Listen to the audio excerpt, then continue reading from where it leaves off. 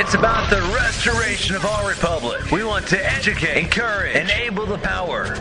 We stand for integrity, honesty, self-reliance, self-defense, and most importantly, no compromise on our foundational principles. This is America's Voice Now. Find America's Voice Now on Facebook and at americasvoicenow.org. Here's Michael Evans.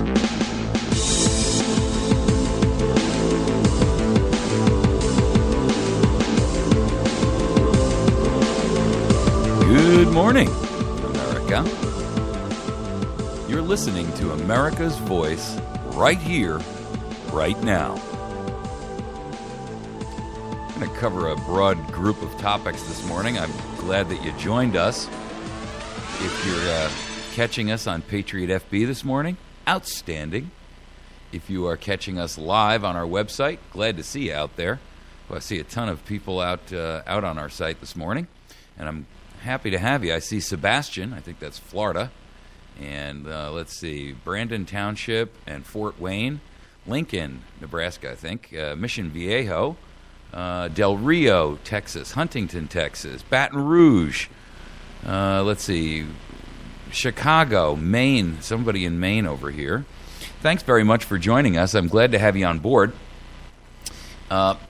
If you are catching us on Patriot FB, that's outstanding. If you are listening to us on Big Country 99, the Rooster Radio Network, welcome. Thanks for listening.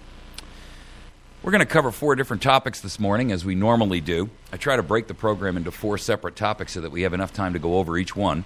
Our first will be how to identify a statist in your midst.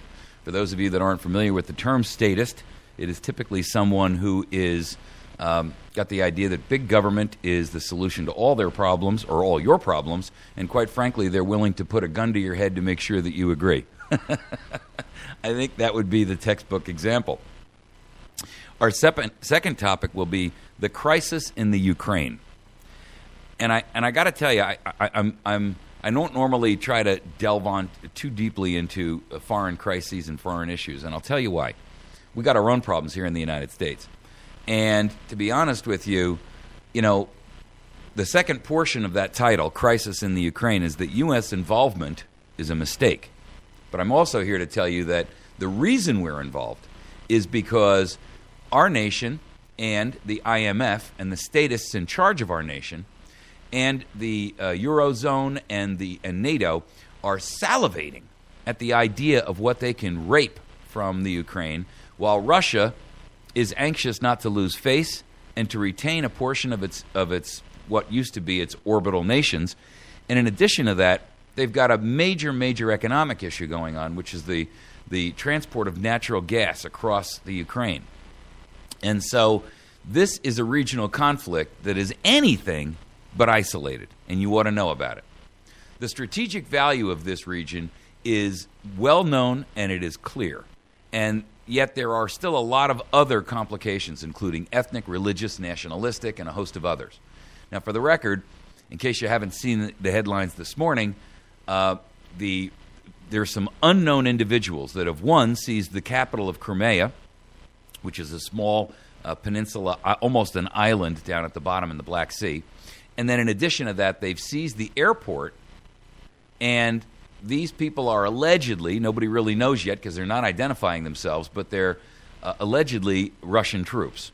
And so I got to tell you, folks, that is not a good sign, because we have stuck our proverbial private parts into the ringer in this instance. And I have to tell you, I don't think Russia's going to play. I think I saw people, making Putin out to be this great, freedom-loving guy back when they were throwing bombs at Obama over the Syria issue. And I was appalled, because the truth is, Putin is a thug. He's a KGB operative.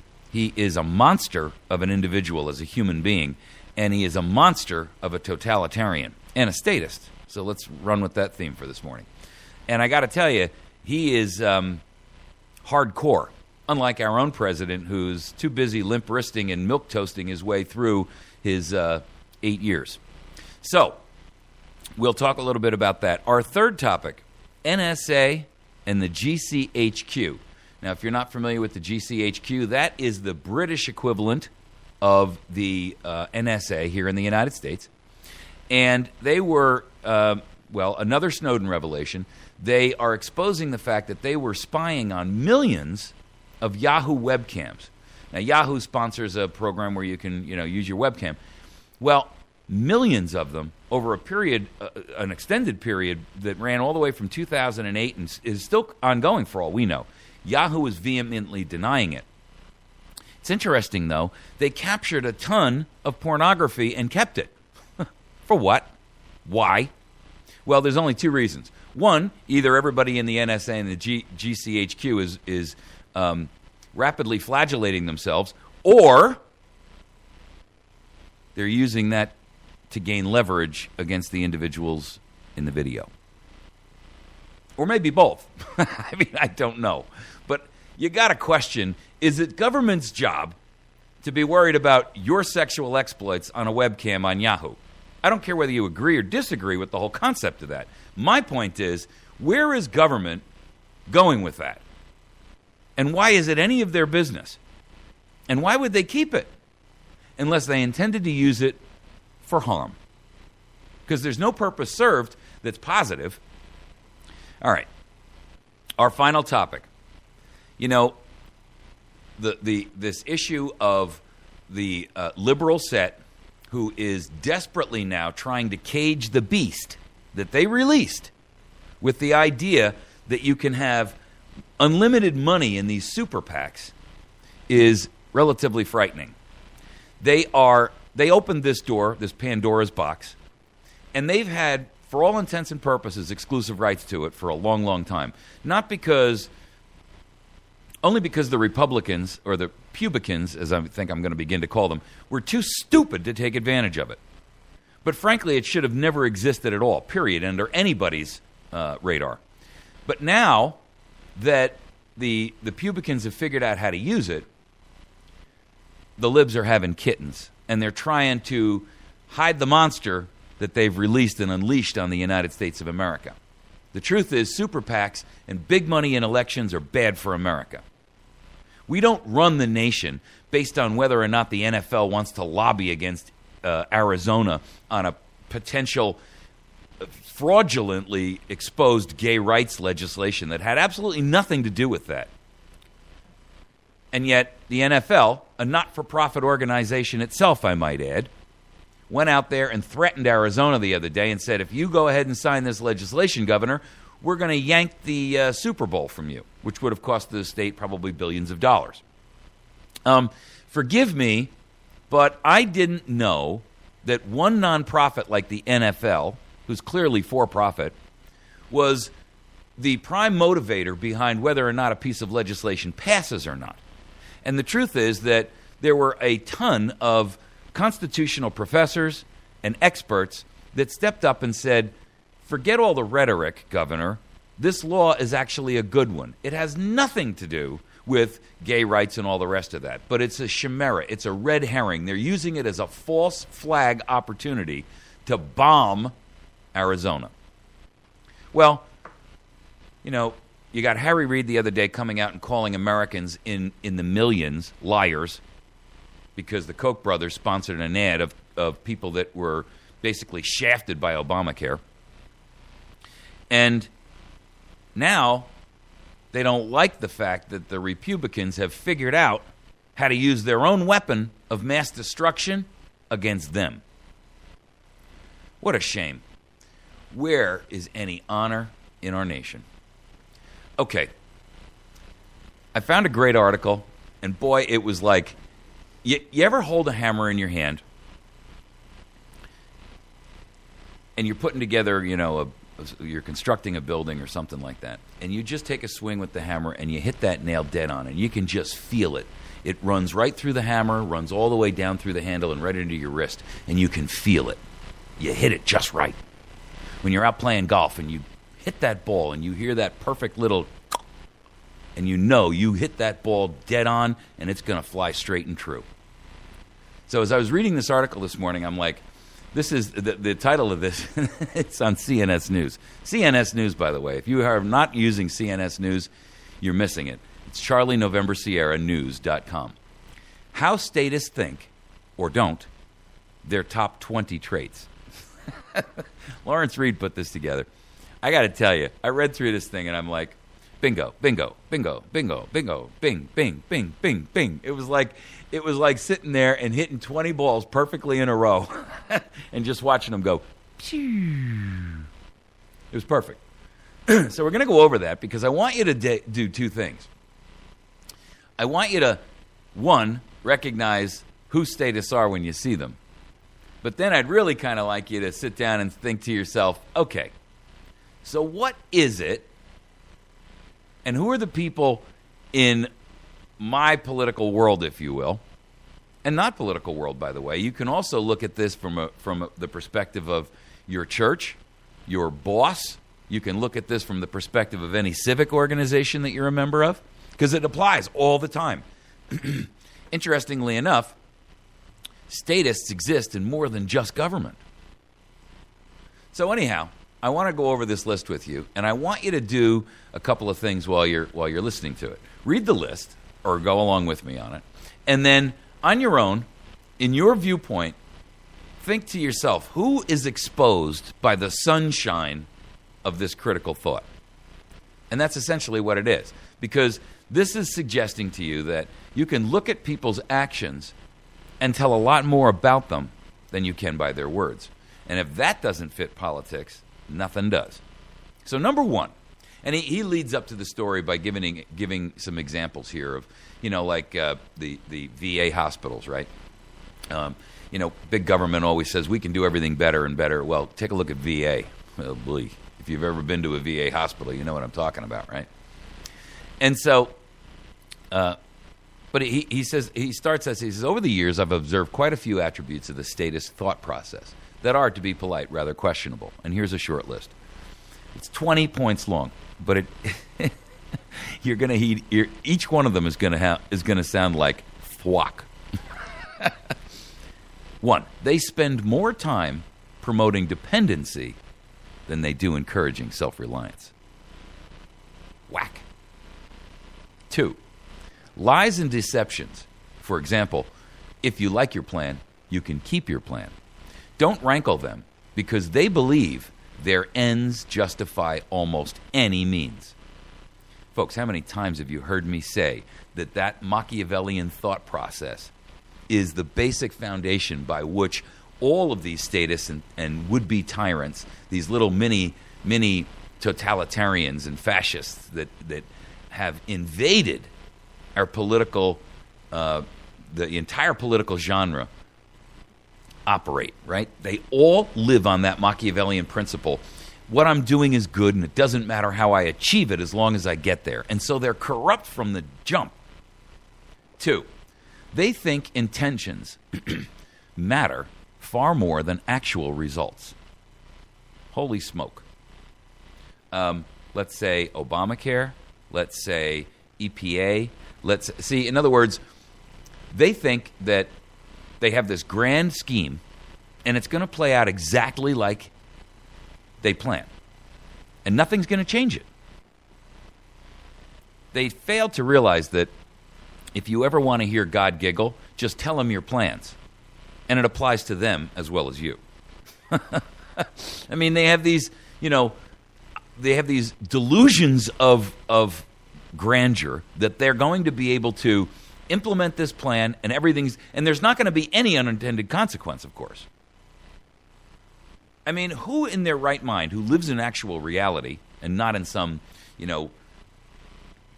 self-imposed fantasy bubble where they're breathing unicorn flatulence for their daily breath, doesn't recognize that things happen that are outside of your control or that you didn't anticipate would happen as a result of your actions. And those unintended consequences often will destroy everything that you had originally intended. 4, they lump people together into groups and assign them fictitious rights. Holy smoke. If that one doesn't kind of take the cake for you, nothing will. They've manufactured on Facebook the other day. They changed the sexual orientation from male and female. The ones that, mankind from caveman days to last week had determined were the two orientations you could be, with some very, very rare exceptions of a scientific nature.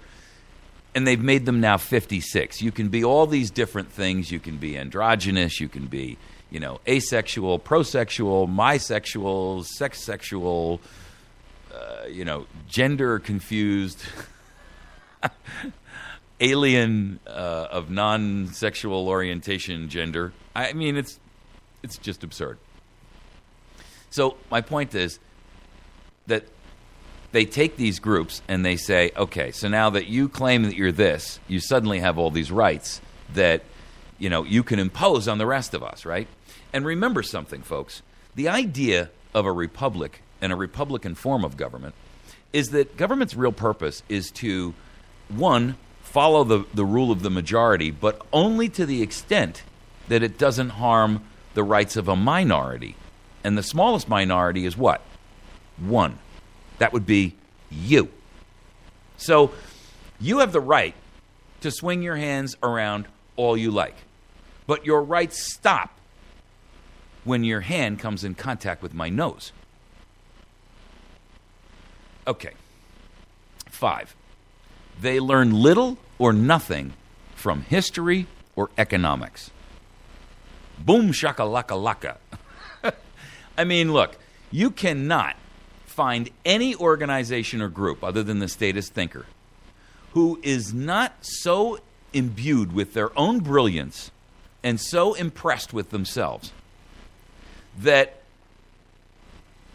they have refused over and over and over to learn the lessons of big government, which is that when you remove competition, when you interject government into enterprise and the economy, it always has unintended consequences because you're trying to change the natural flow of things. And anytime you change the natural flow, it's going to create confusion and chaos in the karmic universe. So when you have, and we're just talking economics now, when you have a government who says, well, we're going to pick the winners and losers because we know best, they fail to realize that you're essentially creating monopolies. And monopolies are never good for ultimately the rest of us. They may be good for you because they donate to your campaign. But from the perspective of the average guy on the street, the idea of a monopoly is not a good thing. It limits the options, it raises the pricing, and it stunts the growth of competitors who might provide a better product, faster, cheaper, or better quality for the same exact money. In a historical perspective, we can see that totalitarianism and big government have failed in every, and I do mean every, opportunity that they've had to begin to flourish.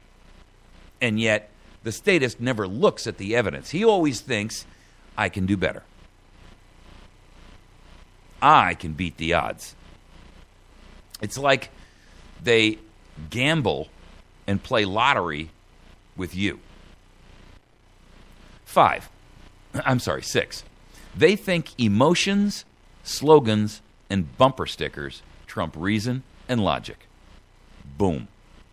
If that isn't the truth, I mean, well, let's just take the phrase, if you like your plan, you can keep your plan. It was a slogan. Every Democratic representative used it as they got this thing through, and they went to the people in their constituencies and they said, look, if you like your plan, you can keep it. If you like your doctor, you can keep it. Suddenly, the reality of the lie became apparent, and it became exposed that they all knew about the fact that it was a lie in the first place. And now you got Harry Reid coming out and saying, well, everybody who's telling a story that's other than our story is a liar. I have never heard of a politician who could insult so many people across so many political concepts, across so many political beliefs, in one fell swoop, and not be dragged out and literally hung from the nearest yardarm. Who ever heard of such a thing? This guy, I mean, look, folks, if this was anywhere else, any other parliament, any other government, they would have dragged a guy like him outside and they would have put him in stocks in the public square. You're going to sit there and tell me that 7 million Americans who lost their insurance and the 30 million who never had it in the first place, who are still not really getting it, are all liars because they've had a bad experience with your particular pet project? How absurd. And Harry, by the way, Dirty Harry is a known liar. Okay. 7, compassion is their favorite word, even as they put a gun to your head. Boy, oh boy, ain't that the truth. We're doing Obamacare for the benefit of the country. And I know you don't like it, but if you don't do it, we're going to take your money from you, and we're going to cause you pain and suffering. And it's all because we know what's best. And it's our compassion for the downtrodden. When in reality, by the way, what it really all boils down to is, well, point number 1, they spend more time promoting dependency than they do encouraging self-reliance. 8, they respect property if it's theirs, but not if it's yours. Well, what's that old slogan that's out there that is actually one that makes sense? Socialism only works until you run out of other people's money. Bingo. We're going to run out of time here, man, and I'm only at number 10. It's killing me. We got 2 minutes left in this segment. They'd rather shut you up than engage you in serious debate. I'm going to tear through these really quick. Individuals are never among the minorities they say they support. Boy, that's true. The minority of one never gets any coverage, right? In fact, you know what? I'm going to hold this over and, well, I got the crisis in the Ukraine coming up next. And there's a lot to talk about there, folks, because this thing is very fluid and the stuff is happening very fast and furious. No pun intended. When the first conservative or libertarian faculty member is hired at a university, they think it's a hostile takeover. 12, they think a welfare check is an entitlement, but a paycheck isn't. 13, when their policies flop, they assume no responsibility and demand more of the same. 14, they're always busy reforming you, even if their own lives are completely dysfunctional. 15, they claim to know the future, i.e. which industry to subsidize, while showing no evidence they even understand the past. 16, we're going to run out of time. I'm going to finish these 5 when we come back. You're listening to America's Voice Now. We're going to take a quick break. Commercials got to happen, and it's a hard clock, folks. I can't change that. We're going to take a quick break. When we return, we'll tackle this, and then we'll get into the issue going on over in the Ukraine. Very, very important stuff happening over there, folks, so don't miss this segment. You can find us at americasvoicenow.org. You can email me at mike@americasvoicenow.org. That's mike@americasvoicenow.org. If you'd like to share this segment or any other segment that we do, you can do it so on our listen line at 415-325-0725. We'll be back in just a moment.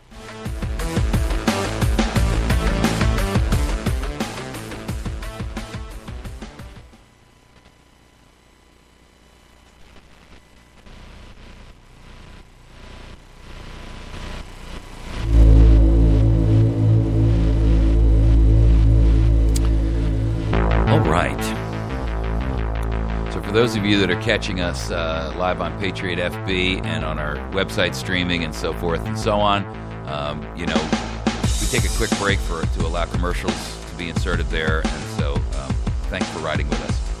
Okay, so I'm going to wrap this list up quickly because I want to get onto this issue going on over in the Ukraine. But so we were running through this list of 20 things. And we got as far as 15, which is they claim to know the future. Example, which industry to subsidize, i.e. creating the monopoly thing, right? While showing no evidence that they even understand the past. And the evidence is all around us, folks. Anytime government picks the winners and losers or subsidizes this industry at the expense of that industry or gets involved in industry at all, that's not government's role. I get it that they can protect the environment for all of us by saying to a company, hey, you can't pour, toxins into a lake or a stream, or you cannot pollute the air that we all have to breathe. And that's acceptable. But if you're going to create that kind of a rule, but then say, but we're going to exempt this particular favorite because he donated a lot of money to us, then that's a completely different set of circumstances. Or, in the existence of where we are today with energy, if you're going to say, we don't like coal, so we're going to shut down all the coal plants, but we don't have a solution to replace the electricity that they generate, that's the old adage of, well, I'm going to quit my job even though I don't have another one, and eventually I'll find another one, and I'll be all right. That's a fool's game. Didn't you remember when your mother said to you, don't ever quit one job until you have the other one in hand? I rest my case. Okay. 16. They dislike business less because they have sound arguments. I'm sorry, that didn't. Let me restart that. They dislike business less because they have sound arguments against it, and more because they had no idea how to start or run one themselves. Bingo. Most people in government have never been in enterprise. They have no idea what it's like to have to hire people, fire people, make a payroll, come up with a creative and intuitive way to either create or manufacture a product, market it, sell it, produce it, distribute it. None of that.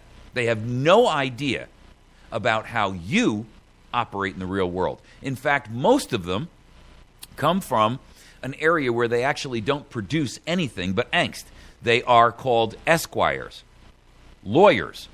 By the way, that is a title and a foreign emolument and title, which according to the original 13th Amendment would require that they give up their citizenship as they are ousted into exile. Yes, I'm going to do a whole show about the 13th Amendment, and I'm going to probably have Tom Lacavara come on from Resurrect the Republic on Patriot FB to do that show with me because it's mind-blowing. Yeah, I know. What are you talking about, the 13th Amendment? The original 13th Amendment was quietly removed. And we'll talk about it. If you don't know what it is, go type it into your browser, the original 13th Amendment. Okay. 17. They criticize people and companies for not paying more in taxes than they are legally required to. Yet they never make any donations to government themselves beyond their own legal tax liability. And that is the absolute truth. Here they scream and yell about how the wealthy should contribute more. Well, with all due respect, they are the wealthy, and they never write their own check unless it's to a politician and there's something in it for them. Then suddenly, boy, the sky's the limit. They can write all the money they want. How shameful, right? By the way, if all of these PACs on both sides of the political aisle, whether the Republican or Democrat, if both of these PACs actually spent some of the money that they are squandering on television ads to try to manipulate your mind, used it towards the creation and the construction of actual profit-generating revenue and revenue-generating enterprises, boy, we'd have a whole lot more people employed in this country. But they're not really interested in that, see? And don't make any mistake about it. The statists are on both sides of the aisle. In fact, after you listen to this list, there ain't a guy or girl you can find on the Republican or the Democratic side that does not fit this list. 18. They are angry most of the time, have no sense of humor, and can't even tell a joke that's reasonably funny. That's pretty accurate. 19. They've perfected the fine art of the double, and I'm guilty of that last one myself, I think, sometimes. But that's because I'm righteously angry that we're all getting whack-a-mole. 19. I don't get anything out of this show. It costs me money every month to do this program. So there's no financial remuneration. I definitely don't need you to confirm and assure me that my thinking process is correct, and I get zero out of it from an ego perspective. Trust me, I wish that this was all some utopian, perfect little world that we could all live in, and I could do nothing more than go back and run my own business and live my own life. Trust me. You have no idea what this costs to do this show, and I don't mean money. 19. They've perfected the fine art of the double standard, exempting their own from the very actions that they criticize in others. And that is the truth. And that'll go to our last segment this morning, which is Libs to seek Libs seek to silence the money monster that they've unleashed. And then, finally, number 20, they appeal to the worst in us by emphasizing racial division, pitting class against class, and buying votes with other people's money. And ladies and gentlemen, that's both sides of the political aisle. Never be fooled by one party saying, we represent you. Because the only people that they represent, and the only thing they represent, is one, themselves, and two, their party and the statist platform that they run on. Finally, in The Art of War, Sun Tzu advised us, know your enemy and know yourself, and you can fight 100 battles without disaster. Perhaps so, but it sure seems that the more you know about the statist government-worshipping folk, the harder it is to actually figure them out. Well, no, it really isn't. The truth is, we know exactly who they are and how they operate and why they do. Okay, because they intend to rule you. Okay, let's get into this Ukrainian thing before we run out of time. The Ukraine is on the western... Okay, for those of you that aren't familiar with the geography here, and I strongly encourage you to educate yourself. In fact, I've posted maps of the Ukraine on our website this morning, and I did so for a very, very good reason. If you don't understand the geography of a place, it's hard for you to grasp what's going on.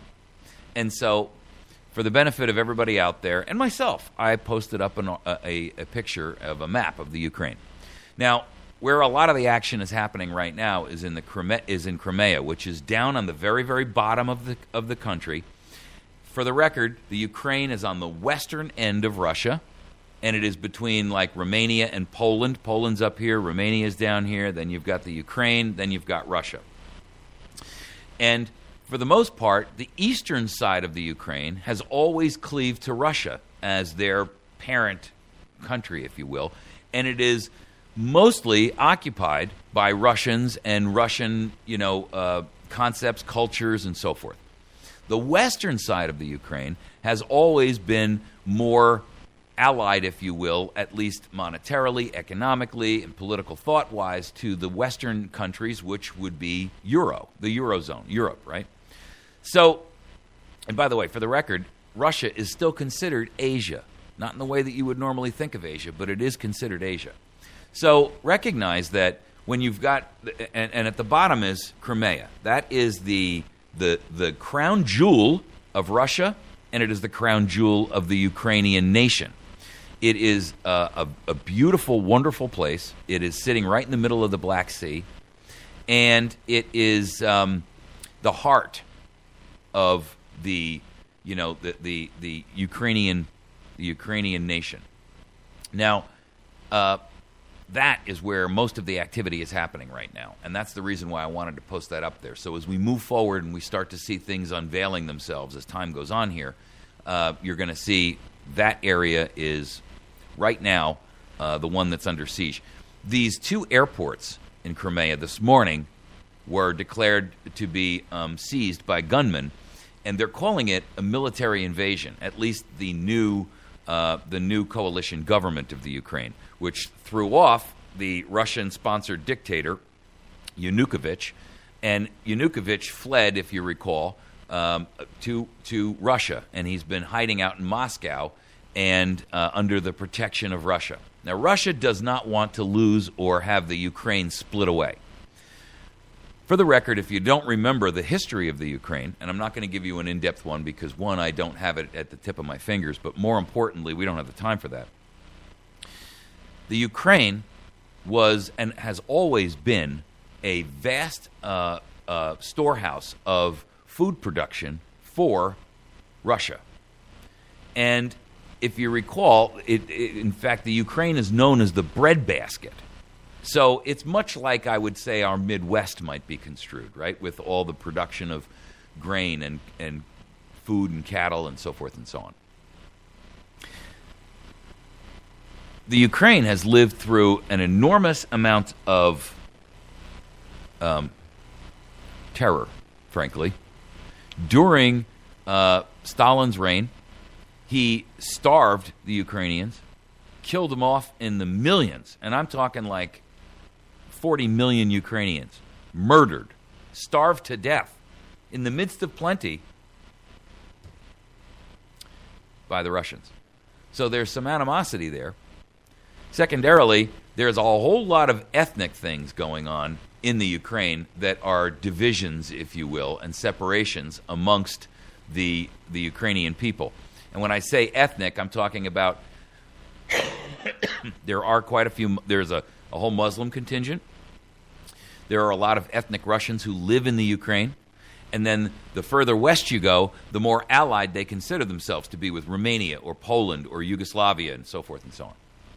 So the idea that there are ethnic challenges, there are economic issues, there are political and nationalistic issues. Right now, the government that has taken over from Yanukovych, they have declared that their intention is to keep the Ukraine together, that they don't want to see the country split. And if you look at the map that I posted up on our Facebook page, you'll see that there is a natural split that kind of runs through the entire country, north to south, right, which almost splits it east and west. And obviously that would be the division line, right? And Kiev is right on that river, and it's up in the northern portion of the country. That's the capital. That's where all of this stuff originally kind of, grew, if you will. At this stage in the game, what you have is a lot of concern globally that the Ukraine is going to be the centerpiece of this struggle between the Eurozone countries and Russia. And I got to tell you, here's my biggest concern about it. The IMF, the International Monetary Fund, they and the Western countries and also Europe now in the Eurozone, the European Union, they have been discussing ways to create a monetary bailout because the Ukrainian monetary currency is under collapse right now because anytime you got a war, that's the first thing that happens. And to try to keep the country solvent, they're planning on stepping in. Here's the problem. Anytime the European Union, the IMF, and the United States get together and can figure on how that they're going to utilize central banking and federal central banking to bail a country out, they end up raping and pillaging it, at least fiscally. And that's my greatest fear, that they're going to basically, they're licking their chops here, thinking of how they can profit from the disaster. And remember that statists have absolutely no consideration or care or concern for people, nor do they really respect borders, national sovereignty. They don't care about any of that. All they're interested in is power. Power. No, it's not money. I'm sorry to disagree with you. And I'm going to tell you why. Power brings money. No matter how much money you have, you cannot buy power. I give you a guy like Soros, Trump. Those guys can command a lot of things, but they cannot buy a dictatorial control of a government. They can buy, and they can buy influence. But the real power is those people who control the monetary systems and the production and the GDPs of those countries. Because with that, the food supplies and all the rest of that, with that power, they can make those people within that nation do anything. They can manipulate them to accomplish anything. And with that power comes what? Money. That's the truth. If you have a lot of money and you're stepping into politics, you're limited. If you're in politics and you don't have a lot of money and you spend enough time in politics, you'll have power and money. The IMF,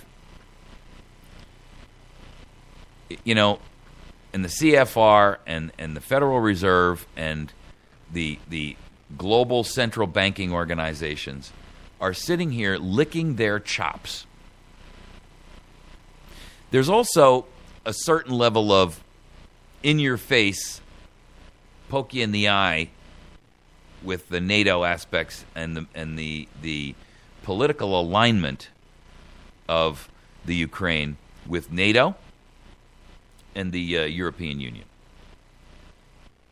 The problem is this, folks. As we see this thing begin to unravel, it could well involve the United States into not just a political conflict, but a military conflict, and I'll tell you why. Putin is a dangerous man. He's also feeling pretty flush right at the moment. He has alerted 150,000 troops, 150,000 people, on the western side of Russia. For all intents and purposes, for all we know, this the Crimea airports that have been taken over and the capital, their parliamentary building, it may well be by Russian troops. They won't expose who they are. They're wearing no insignia, but they are flying the Russian flag, which ought to tell you something. Now, they're not wearing Russian insignia because they don't want to be accused of, Russia doesn't want to be accused of invading another country. But I got to tell you something. There is no way that Putin is going to let the Ukraine walk away easily. And he is a dangerous, dangerous man. And he's a dangerous man not just because he has the power of the Russian military and the Russian economy behind him. He's a dangerous man because he has an ego. He has an ego that is massive. And he is completely and totally willing to be extraordinarily cruel. He has no concept of the rights of individuals. And irrespective of those people that think he's, some wonderful person, I got to tell you, this is a guy who came from the KGB, and he is what you or I would look upon as a thug in a suit. So, a guy who's got that kind of power and has got a chip on his shoulder and a megomaniacal self-view is a dangerous man. The other side of this thing is, on an economic forum, he's not going to let it go because some of the assets that are in the Ukraine, the natural resources, are extremely vital to Russia and its survival.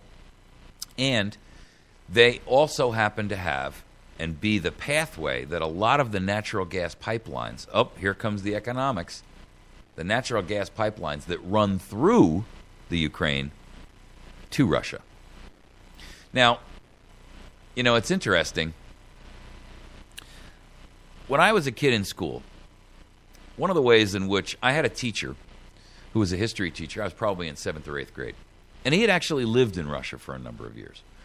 And at that time, we were still in the Cold War, so it was becoming apparent that Russia was coming apart at the seams, but we were still in it. And I had always had an interest in it, and I'm not sure why, but I always had an interest in that. And so I had a number of discussions with him about it. And he, the way he couched it to me was kind of interesting, and that was that Russia always had all these satellite countries, and they used them as a political buffer against invasion from foreign countries. So, if you look just to the west of the Ukraine, you have Romania, and then to the northwest, Poland. And Germany in World War II, immediately went into Poland. But that protected Russia, if you will. The Ukraine was the buffer zone, the land buffer, right? Before they could get to the motherland. The Soviet Union always used all of those satellite countries as buffers to protect them from invading enemies. And they still view them that way. Just because, we've seen 15 or 20 years of some level of the collapse of the dictatorial communism underneath, or at least it's publicly displayed, doesn't mean that these people who were in power 15 years ago are not still seeking to regain that power. And I'm going to tell you something. Putin wants to put back together what he had under the USSR, which is now called the Russian Federation, but for all intents and purposes, folks, it's the same doggone thing. He wants that back. And the Ukraine is a key piece in that puzzle. I'm very deeply concerned because stuff like this, which starts out to be these little regional conflicts, can explode into something much bigger. And here's where I'm really worried. The people on our side are so inept, so incompetent, so stupid. We've got the likes of John Kerry and Barack Insane Obama who are going to be setting the policies that are going to involve the United States or not involve the United States in this issue. And here's the point. I don't trust those people to walk my dog. I surely don't trust them with the involvement of a international conflict like this, of this size. It's one thing when you're going over there and you're going to smack Molly around because they're a little guy. It's another thing when you're talking about fooling around on the borders of Mother Russia. You watch and see, folks. If this thing doesn't get toned down soon, it's going to get ugly. All right, we're going to take a break.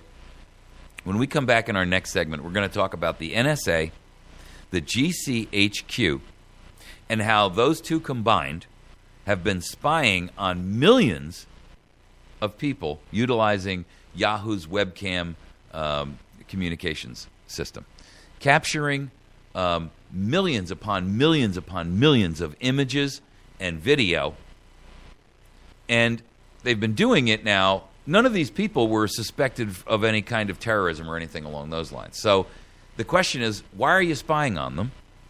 And two, a lot of what they captured was sexual in its nature. In other words, these were sexual webcams or pornography or just people that they were spying on. Here's the biggest problem with that. They kept it, and they're insisting on keeping it. And I got to question the motive behind that. The only thing I can think of reasonably is that it places those people who have that information in a position to utilize it against someone at a future date. We'll be back in just a moment.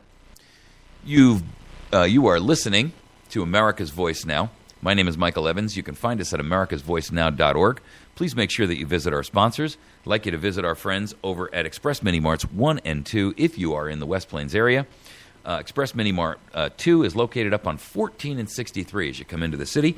And right there on the corner of 14, it's an Old Granny's Cafe in that building there. Please make sure that you swing in there and you take advantage of what they have to offer. They've got the lowest price fountain drinks that you can get anywhere in the county.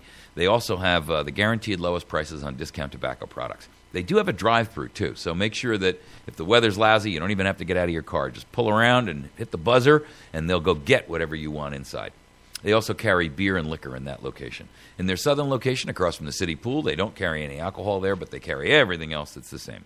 And they also have a drive-through. That is right across, it's on Porter Wagoner Boulevard, right across from the city pool. Make sure that you swing in and see our friends over at the battery station.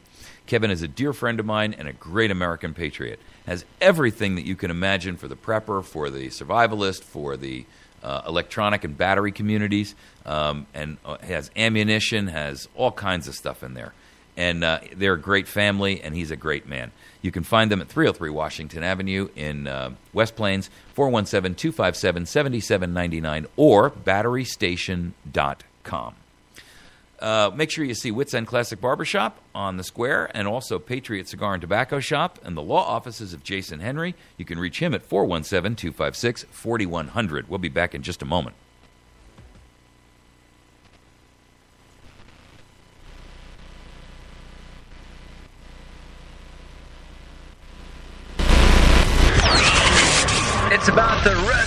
restoration of our republic. We want to educate, encourage, enable the power. We stand for integrity, honesty, self-reliance, self-defense, and most importantly, no compromise on our foundational principles. This is America's Voice Now.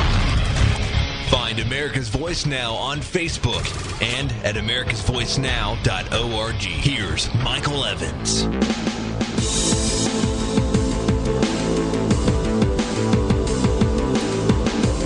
All right. Good morning, America.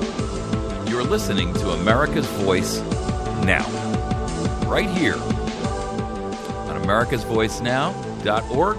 You can also catch us on Big Country 99, Rooster Radio, from midnight to 2 a.m., Monday through Friday. And I hope you're listening to us there now. You can also find us at Patriot FB. That's Patriot FB, like Facebook.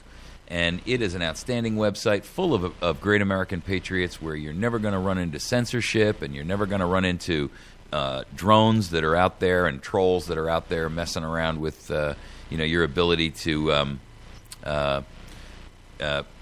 communicate with others. There's a lot of great information that you can find on there because there's a bunch of folks that are survivalists. There are a bunch of folks that are into the prepper movement. There's a lot of folks that are into self-reliance. They've got there's all kinds of educational stuff that's up there, unlike the drivel and the garbage that you see on Facebook. So there's a friend of mine over there who runs a website called survivalbypreparedness.com. That's survivalbypreparedness.com. He's got some products up there. He's also got some interesting stuff where you can get educated on all kinds of issues about self-reliance, and he's got articles and blog posts. And Dan's a great guy, and I encourage you to participate with him if there's any way that you can do that. It's called survivalbypreparedness.com. Now, I also am working with a great group called Atlas Survival Shelters, and I would encourage you to make sure that you visit their website and or their Facebook page and hit like. It's atlassurvivalshelters.com.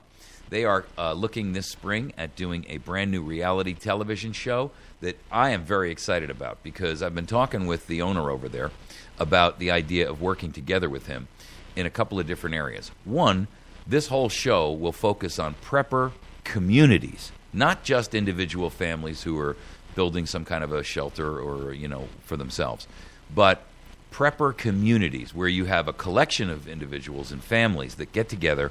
And the reason for that, of course, should be obvious to everyone, and that is that none of us is an island, right?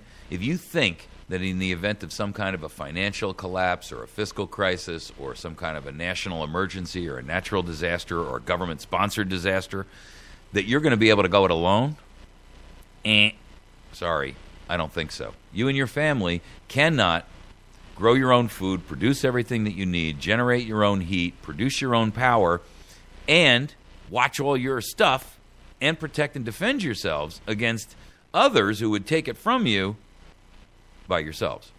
So the idea is to have communities of individuals and families that have gotten together and said, look, collectively we're greater than the sum of us is greater than the parts. And so he's working on the idea of building these prepper communities, and he's working right now to try to put this reality program together. And so I think it's a very, very interesting concept. He has some really cool products. I mean, he builds them inside these gigantic 12-foot, corrugated steel tubes. And when you take a look at what he's got there, that you can bury these things underground. And when you take a look at what he's got, and the air filtration system and the way the electrical generation and all the rest of that, it's pretty interesting. So jump over there if you get a chance to, and take a look at Atlas Survival Shelters. And if you do, or if you jump onto his Facebook page, which is facebook.com/Atlas Survival Shelters, hit the like button and then just send him a quick note and say, I heard about you on America's Voice Now, and Mike was talking about that. Okay. The NSA and the GCHQ were caught under a program called Optic Nerve.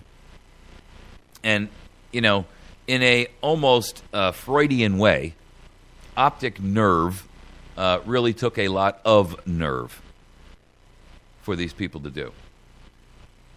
This is a Yahoo webcam community where they were spying on. And these images have been intercepted by the GCHQ, but in concert and cooperation with the NSA. There was no way for them to separate the American users from the British users or from the anywhere else users.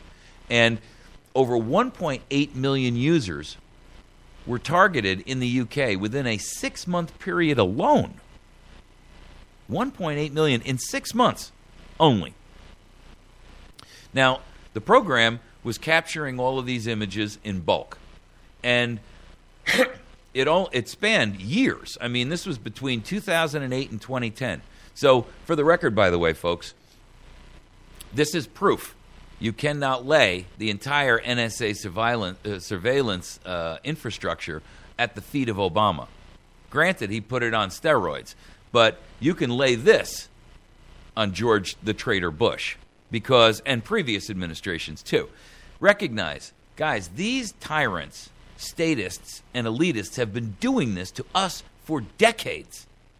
They just are advancing the concepts and the technology at an appalling rate at this stage in the game. But make no mistake about it, the NSA and all of their spying and the GCHQ and the cooperation between this traitorous group of 5. And that's the United States, the UK, New Zealand, Australia, all these countries that are, and what they're doing is, the NSA is prohibited from spying on Americans, right? So if they can't get the FBI to do it, because they do have domestic authority in the United States, then they get England to do it, or they get Australia to do it. And then they just have Australia send them the pertinent information, and then they can say, see, we didn't do it. Come on, folks. That's like me telling you, you go rob the bank or you go sell the drugs because you're under 18 and you're not, and if you get caught, you're going to get a slap on the wrist. But I'm profiting from it. So, I mean, how is that I'm not involved? It's such a scam, and it pisses me off. All right. Anyway, the optic nerve program was a whole new level, and this is right out of Yahoo because they had no idea this was going on, or at least they claim they didn't. They're saying, quote, it's a whole new level of violation of our users' privacy. No kidding. And interestingly enough, the interception captured an enormous amount of pornography and sexually explicit images. Now, I don't really care about that as an aspect of it, other than the fact that that information can be used to manipulate people. That's my biggest concern with it. I don't care if a bunch of oversexed NSA analysts are sitting there taking those pictures home and doing God only knows what men will do with pictures, or women.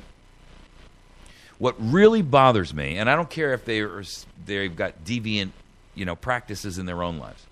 What bothers me is that when this stuff was kept, the people that are in them can be manipulated by their use. Now, GCHQ, which is Britain's surveillance agency, they are our NSA, right? They did this with the aid of our NSA. And they intercepted and stored all of these images. And by the way, none of these people who were there, they were capturing all this on, was ever accused of doing something. I mean, these weren't like known terrorists or suspected terrorists. They weren't people that were involved in any. And these were just regular run-of-the-mill people. And maybe some more targeted people, I'm assuming. I don't know. We'll probably never know because everything is a secret, right? Everything is a secret unless it's your secret. Then, of course, everybody knows. They were capturing these files between 2008 and 2010, at least that we know about at first glance. And they explicitly called this and codenamed this thing optic nerve. And what it did was as your Yahoo chat was going on, and these were two-way chats with a webcam, right? So they were capturing still images. Boom, capture. And then they were storing them away in bulk. And then they were distributing them to agency databases, whether that might have been the United States under the NSA, or whether that might have been to somebody in Australia or somebody in the European countries or whatever. And the point is that this was just arbitrary and random. There was no targeting. It wasn't like they were saying, well, you know, we got to follow this guy named Bob because he's doing, you know, he's trying to smuggle guns across the border, or this guy Muhammad because he's trying to blow up something, or this guy, you know, because he's a murderer or something. There was none of that. It was just random. In one 6-month period in 2008 alone, the agency collected webcam imagery, including, this is right out of the article, including substantial quantities of sexually explicit communications from more than 1.8 million user accounts globally. Yahoo has reacted furiously to the webcam interception when they were approached by The Guardian newspaper, where this article sits. And it's on our Facebook page, YouTube page, etc., Patriot FB, etc. The company, of course, denies any prior knowledge of the program, and they are accusing the agencies of, quote, a whole new level of violation of our users' privacy. Now, the truth is, this is nothing less than Orwellian. And I've been saying to you for some time that all of these organizations are utilizing technology to build databases so that they have sortable information on every human being alive. I'm predominantly concerned with the United States, but I don't limit it to that, and I'll tell you why. I mean, we're not an island either. And so, you know, if it affects us, it affects the rest of the world. If it affects the rest of the world, it affects us. And I'm not saying that we need to be out there stormtrooping anywhere other than our own shores, but I am going to tell you this. You can't have the rest of the world living under an Orwellian, you know, surveillance state where everything that they say and think and do and read and see and smell and taste is all monitored, determined, predetermined by somebody else to manipulate them through the paths of life, and have us isolated from that. It's just not going to happen. The reality is not avoidable. So, when we talk about this, we have to look at this as whether it was done by the GCHQ and it involved Europe or Brits, or whether it involved people all over the globe or just in the United States. We don't draw the line there because the truth is, privacy is a human right. It's not an American right. It's not a British right. It's not a Russian right or a Muslim right or a Middle Easterner's right or an Israeli right. It's a human right. We all have the right to the privacy of our communications, our discussions, our contacts, who we talk to, what do we talk to them about. That's nobody's business but ours. And statists and totalitarians always want that. And here's why. They get to use it against you. It's a weapon in their hands. And that's why they do this. Not because they're trying to keep you safe. This has nothing to do with keeping you safe. And in fact, you are at a greater danger of losing life, liberty, limb from your own government than you are from some nameless, faceless terrorist who's trying to blow off a stick of dynamite somewhere. The truth is, police brutality here in the United States has killed more Americans than we lost in Iraq. I mean, look onto our website or jump onto YouTube and type in the word police brutality, and you will be flooded with stories. I mean, literally, folks, there are thousands and thousands and thousands of them. Police just operating so abusively against the citizenry. There is a divide, and there is an us versus them situation that has been growing and growing and growing. And now the divide is becoming more abundantly clear. You're either with government or you're against it. In George Orwell's book, 1984, he gave us a view of what this dystopian world would look like. And it horrified people.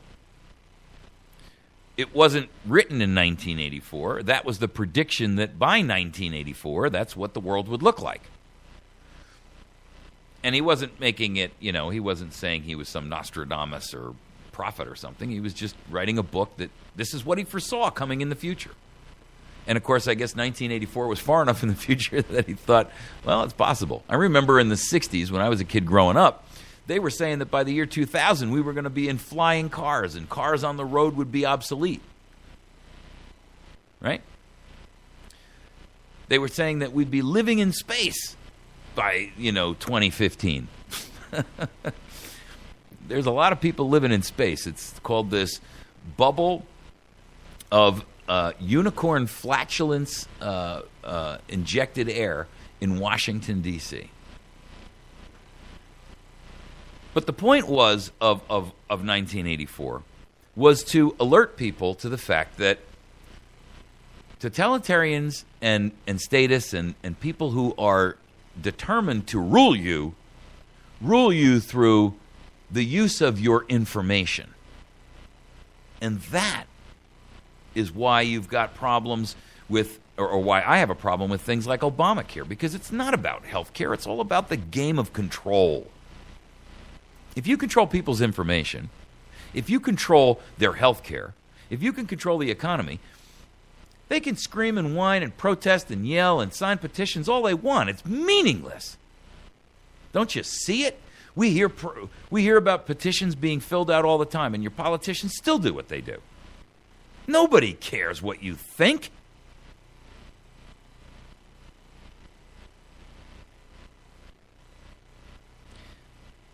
Their actions are predetermined, and everything that you get as a response to your concerns, well, we're going to take a look at that. We're concerned about how you feel. All of that is nothing more than lip service to get you to shut up and go away. And one of the ways that they can do that, when you become too aggressive, is to use tools that they now have at their disposal to identify and find out weaknesses. What's your weakness? Well,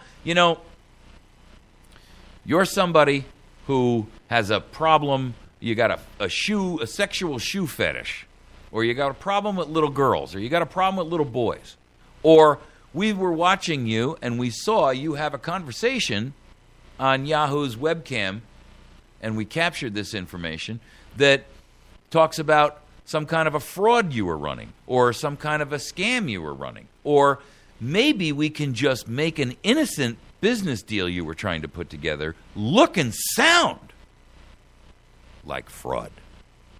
Maybe it's just something embarrassing, like you've got a girlfriend and your wife doesn't know about her. And if we can use that as a wedge issue on you, if we can pry you away and we can discredit you in the community or the people that follow you or the people that surround you or the people that you're influencing or that you are influenced by you, we own you. Because if there is one thing about human nature, it is simply this.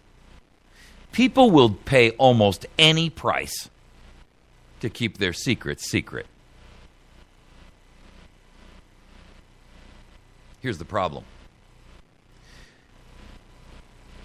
If you're going to pay a price to keep your secret secret, it doesn't pay government to go after somebody who doesn't have any power or influence.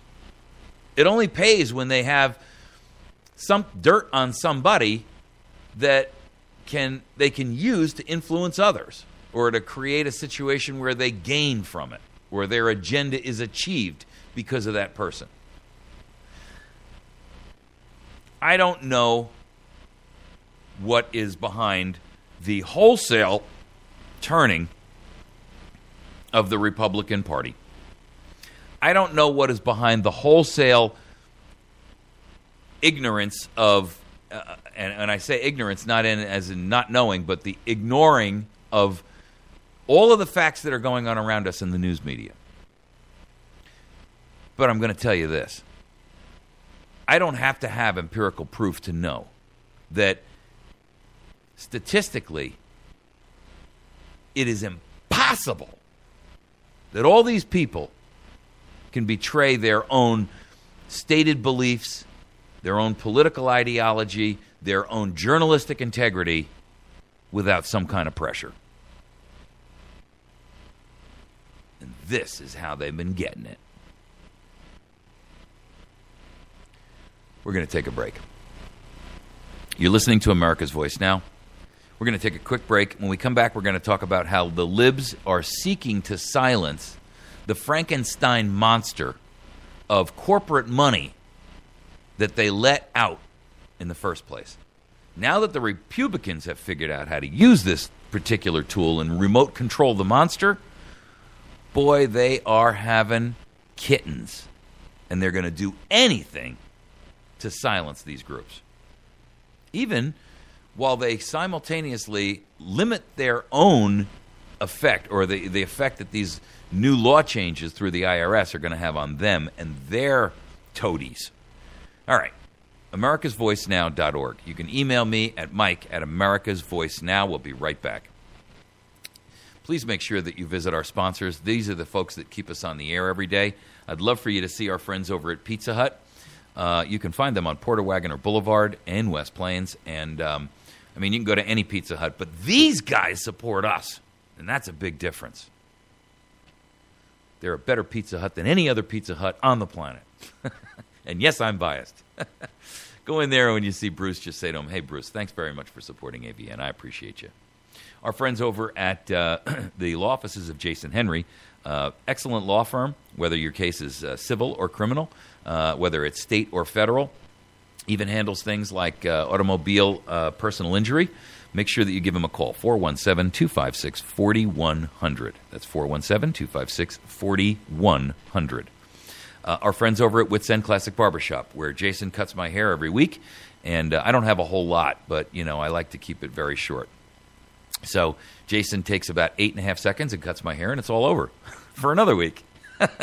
You can get a hold of him at 372-2027, and you can also bring your guy or your special someone in there for a great old-style straight razor, hot towel, shave, and a haircut, the whole thing. Patriot Cigar and Tobacco Shop. Sam over there is a good guy, and if you are a smoker of tobacco products of any kind, whether that be cigars and pipes and any kind of accessory you can imagine, also a great place to hold like a bachelor party, a bachelorette party, any kind of a sports event, any kind of some kind of an event where you want to invite some people and you want to have it there, just give them a call. You can reach them at 417-257-1776. Also, make sure that you swing into Battery Station. You can find them by going to batterystation.com and 417-257-7799. And then last but not least, our friends over at Express Mini Marts 1 and 2. They're on Porter Wagoner Boulevard and on 63 at the corner of 14 and 63. Excellent opportunity for you to work with them. Use their drive-thru if you'd like. We'll be back in just a minute.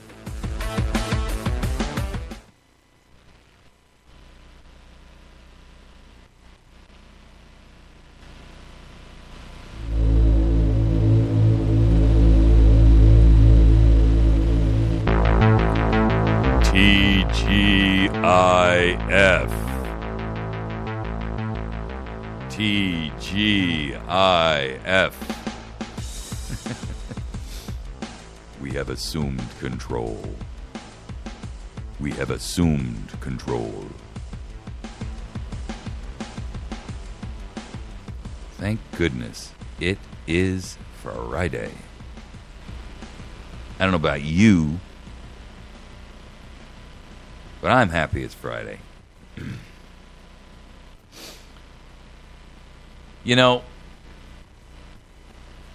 There's a lot of things that we deal with every day in our lives that are kind of frustrating, and work is one of them, right? You got to show up every day. You got responsibilities. And oftentimes we kind of feel like a lot of, what we do isn't really either effective, or in the end of the day, we're just not really, achieving anything for ourselves sometimes, right? Weekends, if you don't work on them, often, give us that little bit of respite we need to kind of go on and start the fight all over again. At least it does for me, at any rate. And that doesn't mean I don't work on weekends. I pretty much work 7 days a week, probably 17 or 18 hours a day. But on the weekends, I don't get up. I get up every morning at 4 o'clock. And so I sleep late on Saturday morning, which is usually about 5 o'clock. Which my body clock says, you're up, and I'm up. And then I have a cup of coffee, which I drink big cups of coffee. And I'm going to enjoy one right now, in fact. I love coffee, at least in the morning. And then I'm for sure up, right? Because when you drink a big cup of coffee like that, or you hit your second cup of coffee, you are not sleeping for a while. Even when I want to go back to sleep, I can't.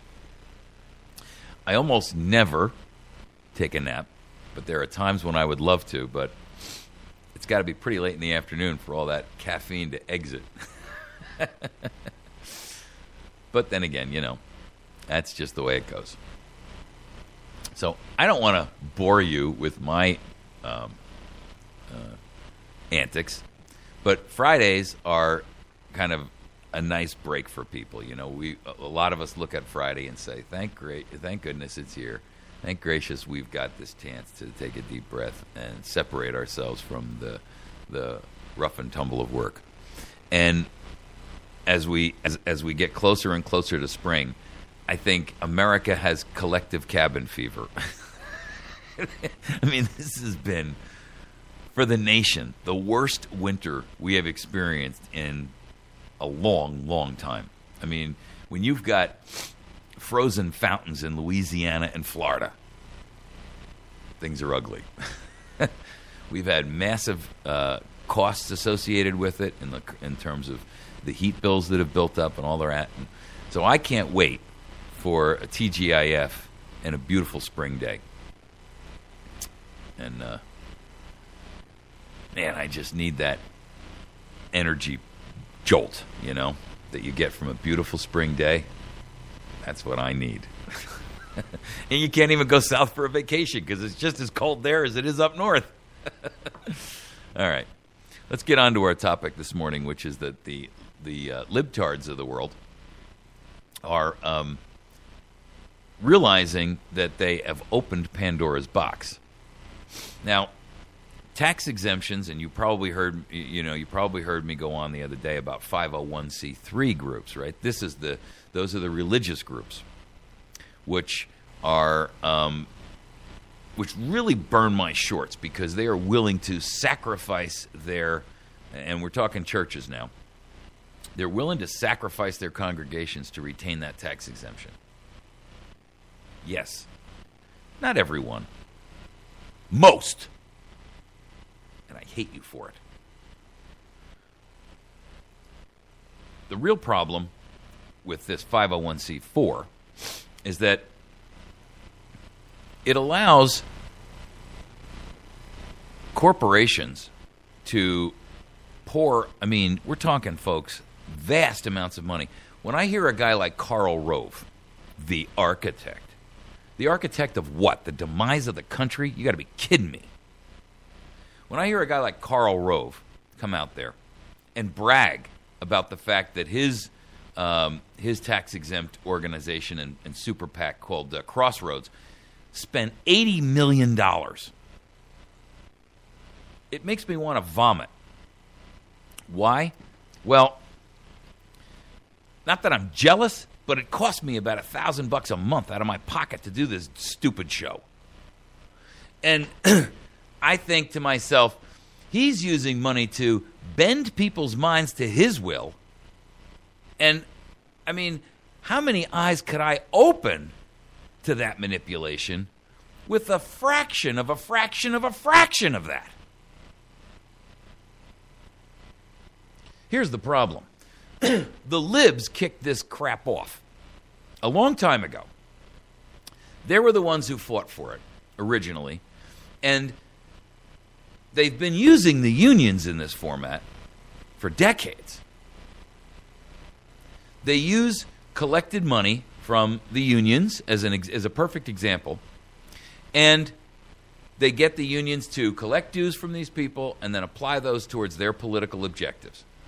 Then the unions get payback from the politicians as soon as they get into office, always in the form of more benefits to the unions, more subsidies, more strength and power. Now, it hasn't really helped over the course of the last few decades for unions, but that's not for want of trying. I mean, unions in the United States are losing their power. I mean, they used to be 11% of the workforce. They're now like 5% or something, 6%, maybe lower. The point is, the Libs started this. And like Frankenstein, they cobbled the monster together from parts. This started with, the unions and other methodologies which they were using. Churches, unions. Then they came up with this idea called 501c4, and they went and bent the arm and the ear of the IRS and got them to accomplish that for them. Then they went to the judicial, and they got the Supreme Court to agree with their principle of how can we betray the Republic using tax-exempted monies and this hidden money that we don't have to reveal who the donors are. So everybody can play in secret. Remember, by the way, something, that secrets are the place and the role and used most often and heavily by tyrants. When you hear President Obama saying, well, it's a national secret, national security, secret. Let me tell you something. There's nothing secret about the vast majority of the things that they classify as secret. In fact, lately in the media, you'll be hearing terms like overclassification, because this stuff really isn't secret. Perfect example is Fast and Furious. How did that become a national security secret? It's not a national security secret. They're just covering up for dirty Eric Holder and dirty Barack Obama and the minions and the knuckleheads and those little sycophantic Hitlerites in the ATF. The point is, now that the Republicans have figured out how to garner vast sums of money, I show you a picture of Karl Rove here and him bragging about $80 million. I don't have a picture of Karl Rove, but you'll just have to kind of use your imagination. They don't like it. And so they're going in now and they're going to get the IRS to change the rules for their benefit and to change the rules in such a way that all of their traditional methodologies and methods aren't affected, but anything that these conservative Tea Party groups and Karl Rove, and now I'm not putting Tea Party and Karl Rove in the same boat by any stretch of the imagination, but they don't like the Tea Party's use of it. And so they're determined to end their ability to use the same tactic that they learned from the Libs.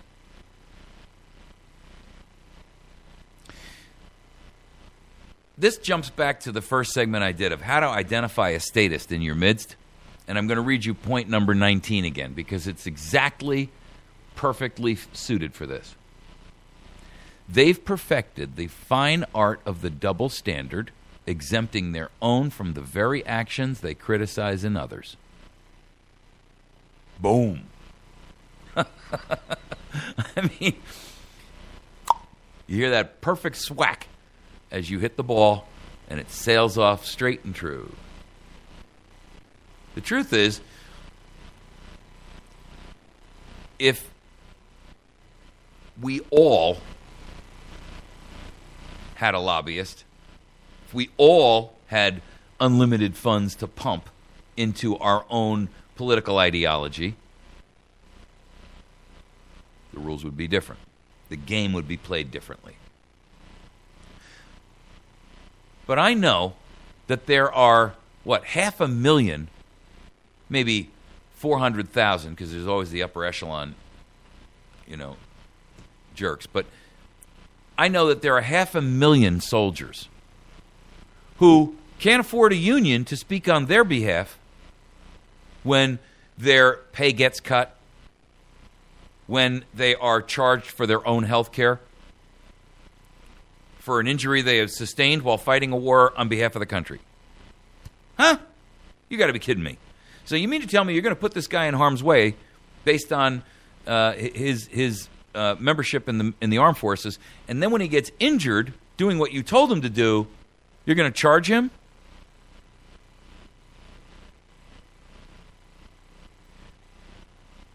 I know that the average rank and file American doesn't have a lobbyist to protect and help bribe a politician, because that's what it is, to accomplish our interests.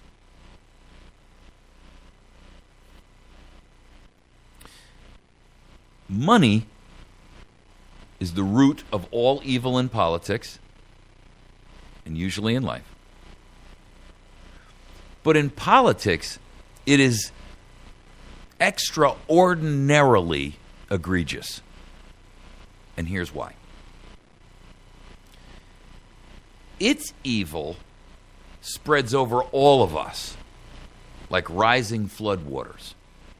Because when these people accomplish their own personal agendas, or which generally involves them being enriched or empowered or placed in a position of greater authority, it always comes at a derogation of your rights, your liberties, your freedoms, your money. Always, without fail. And we can't afford the lobbyist to go in there and buy the influence we need to get the right things done for the country. That's why you look around you and the entire nation is buried under tyranny, treason, betrayal, lies, corruption.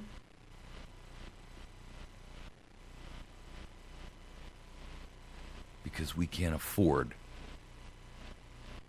to bribe our politicians to do the right thing. What a sad commentary.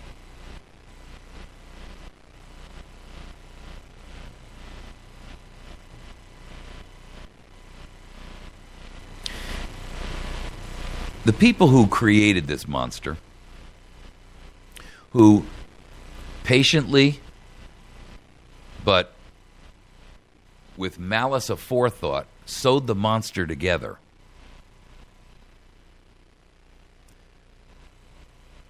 they are concerned now that the monster might breed.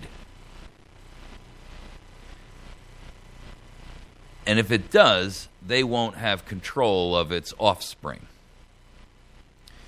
The courts in this country have completely abdicated any responsibility that they have towards us by saying that, or justice, or liberty, or freedom, or the Constitution, by saying that corporations have the same rights as persons. And so therefore, corporations who have an enormous amount of money that they can toss around, as opposed to you, or me, or Charlie, or Bob, or Sally,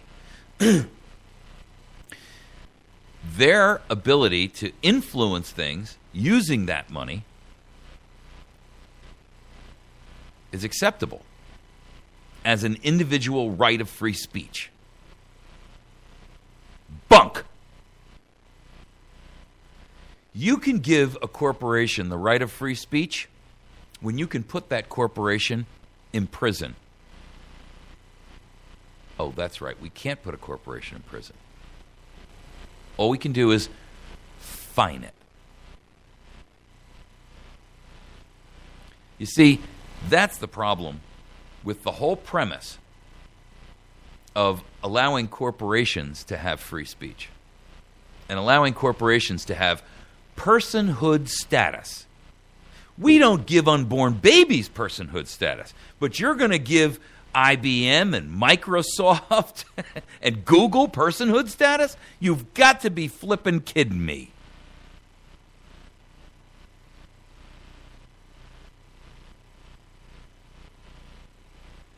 We allow personhood status for corporations. They, in turn, take vast amounts of money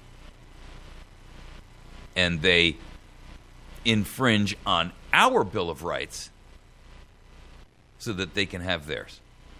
Remember the first law and rule of a republic, which is that government must operate under the premise that it is going to protect the individual, the smallest minority of one, from the whims of the majority. In a pure democracy, the majority rules. 10 of us living on an island, 7 people say, here's how it's going to work. You 3 work hard, but we get to share all the stuff that you produce while we sit around and drink pina coladas on the beach. Them's the rules now. In a republic, 7 of you can say, we collectively agree that we can have the stuff that those 3 hard workers produce. And there is a stoppage that says, no, you can't.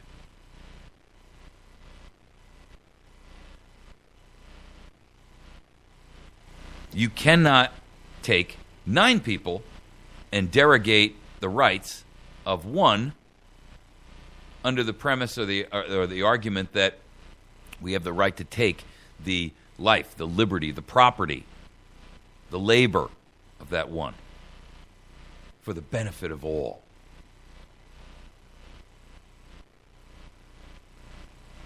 And yet, we see every day that the idea that your rights cease.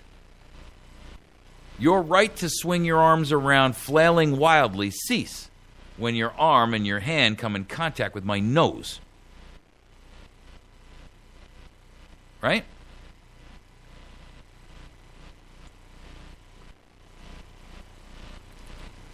The idea that corporations can employ money to make it legal for you to flail your arms about and come in contact with my nose, and there's not much I can say about it.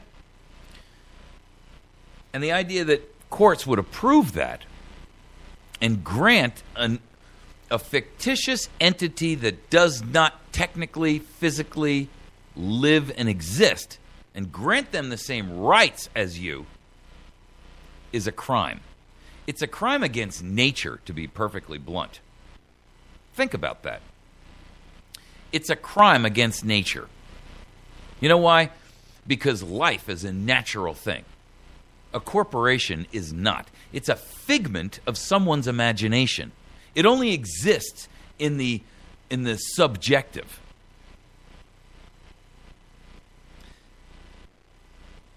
And to say that a corporation speaks for its, employees, investors?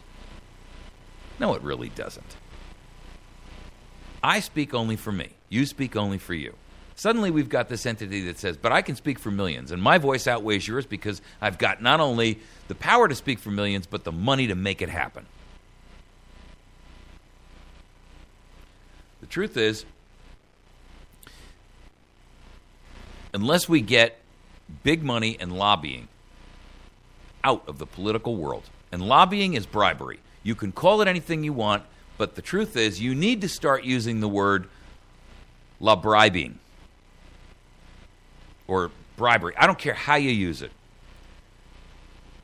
But the truth is, it is exactly what's wrong with America and our political world.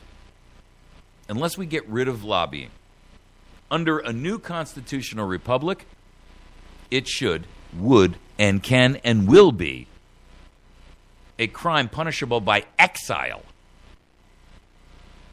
Exile. Go look up the original 13th Amendment. Please try. Just take 2 minutes. Type into your browser the original 13th Amendment. Read the information about it. It'll blow you away.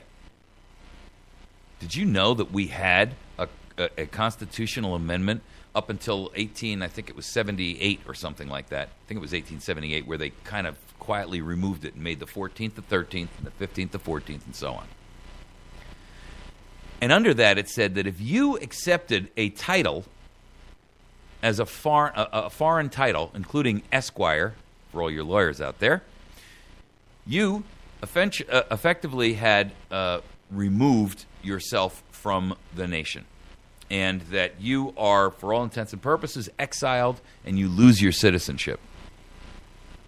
And that should be the penalty for monetary bribe. If you represent a collective group of individuals, like we do when we're trying to go get the Ozark Scenic National Riverways back, and we go over to our elected representative in Washington, D.C., who's Jason Smith, and we say, Jason Smith, you represent us, you're in the area, and you cover the area where we are. We want that land back from the federal government. We want it returned back to the state of Missouri so that we're in control of it and we can maintain it. And if you don't, come November, we will remember your name and we will remove you from office. That's a perfectly legitimate operation. It's a perfectly legitimate use of our power. However, if we go to him and say, in order to make this happen or not make this happen, we're not only watching you and we're going to either elect or unelect you in November, but here's $30,000 to sink into your re-election campaign. Rules have been crossed, the line has been broken, and whether or not you consider it a legal crime or not, it is a crime against man, nature, humanity, our government, our Constitution, and it is treason. Because you have caused that individual to manipulate and modify their vote based upon money which works against the best interests of the United States of America. And for that, you should lose your citizenship and be exiled. You've been listening to America's Voice Now. My name is Michael Evans. I am the host of this program every day. I appreciate you joining with us. We will be back on Monday morning, TGIF. Please communicate with me and Mike at americasvoicenow.org and find us at americasvoicenow.org on the web and also at facebook.com/americasvoicenow and youtube.com/americasvoicenow. Please make sure, if you have an opportunity to, that you visit our sponsors. You can see our friends over at Battery Station by going to batterystation.com. Or you can also find them at 303 Washington Avenue, 417-257-7799. Pizza Hut on Porter Wagoner Boulevard. And make sure that you get in there if you can for a great lunch special. They have a buffet, and every night they have every Tuesday night they have Kids Eat Free and Family Night on a buffet. The friends over at Express Mini Marts 1 and 2, both of them located in West Plains. They have a great drive-through, lowest prices guaranteed prices on tobacco products, and cheapest fountain drinks in the county. Make sure that you see my friend Jason Henry over at Jason Henry's Law Offices. You can reach him at 417-256-4100. 417-256-4100. While you're on the square and you're visiting him, you can swing in and get your hair cut over at Wits End Classic Barbershop, where he cuts my hair every week. Great haircut for $10. You can get a hot straight razor shave with hot lather and the whole 9 yards, if you like. And while you're there, you can also swing into the back into Patriot Cigar and Tobacco Shop and get yourself a smoking product, whether that's a cigar or tobacco. They've got hundreds of cigars in there. And then in addition to that, if you have an opportunity to, and you can visit our friends over at AtlasSurvivalShelters.com. That's AtlasSurvivalShelters.com. They got a great program coming up this spring. And my friend over at Patriot FB, you can swing by his website at survivalbypreparedness.com as well. You can also visit my website where I do web work. It's airbridgeweb.com. That's airbridgeweb.com. Or you can call at 417-204-4064. We'll see you tomorrow. Have a great day. TGIF.